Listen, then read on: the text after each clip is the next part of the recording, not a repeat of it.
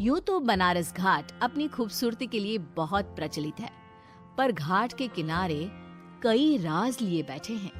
ये कहानी शुरू होती है बनारस के घाट के पास बने ममता निवास से, जहाँ प्रिया लाल जोड़े में ममता के घर उसकी बहू बनकर आती है। आओ आओ बहू, घर को अपने पैरों से पवित्र करो। ममता घर की दहलीज पार कर ही रही होती है कि अचानक एक बहुत गंदी सी बास पूरे घर में फैल जाती है।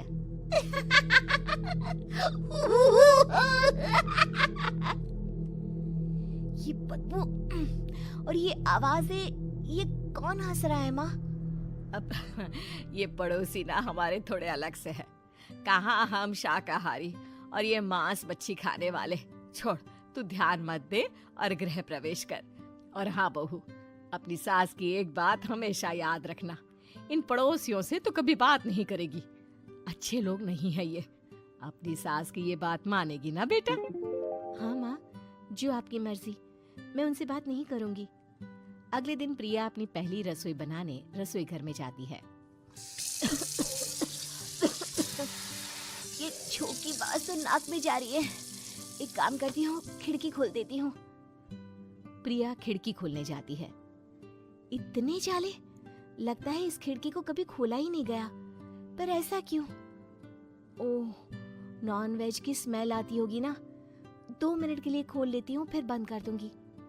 प्रिया खिड़की खोलती है। खिड़की खोलते ही उसकी नजर सामने वाले घर की खिड़की पर पड़ती है, जहाँ एक लड़की खड़ी होती है, हाथों में मेहंदी, लाल रंग की साड़ी, बिल्कुल सजी धजी, मानो प्रिया की तरह ही वो भी नई नवेली बहू हो। वो प्रिया को देखकर मुस्कुराती है। हे भगवान, माँ ने तो इनसे बात करने को मना किया था। प्रिया फौरन ही खिड़की बंद कर देती है और तवे पर चढ़े रोटी की ओर देखने लगती है, पर वहाँ रोटी न होकर मछली पड़ी होती है। ये क्या? पहली ही रसोई में इतनी बड़ी गलती। हे भगवान, अब मैं क्या करूं? प्रिया बहुत डर जाती है और फौरन रसोई की सफाई करने और फिर सभी के लिए खाना बनाने लग जाती है। जब वो सबको खाना परोसती है, सब तो ठीक है, मैं बेकार में चिंता कर रही थी। हे भगवान, ऐसे ही बस अपनी कृपा बनाए रखना। रात के वक्त जब सब सो रहे होते हैं, तब प्रिया को पायल की आवाज सुनाई देती है, जिससे उसकी आंख खुल जाती है। ये पायल की आवाज कहाँ से आ रही है? प्रिया उठकर उस आवाज के पीछे छत की सीढ़ियों तक जाती है। तभी उसे बच्चे के रोने की आवाज आती है। प्रिया छत पर जाती है तो क्या देखती है? वही लाल साड़ी वाली लड़की अपनी गोद में एक नवजात बच्चे को घुमा घुमा कर सुला रही है। तभी प्रिया की नजर उसके पेट पर पड़ती है। ओह गॉड, ये तो प्रेग्नेंट भी है। सुनिए, बच्चा सो नहीं रहा है क्या? मैं कुछ मदद करूं? नहीं नहीं, आपके घर वालों को अच्छा नहीं लगेगा, मैं संभाल लूंगी। स्नेहा की गोद से बच्चा हाथ मारकर प्रिया की गोद में आने को छटपटाने लगता है।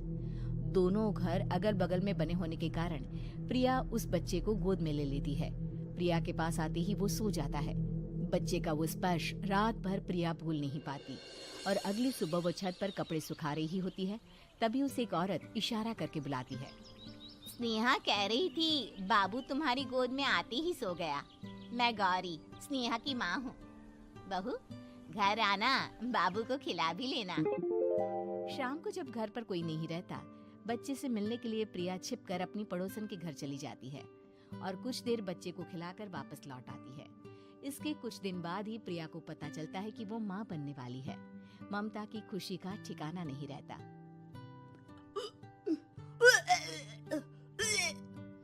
माँ जी, पता नहीं क्यों उल्टी आ रही है।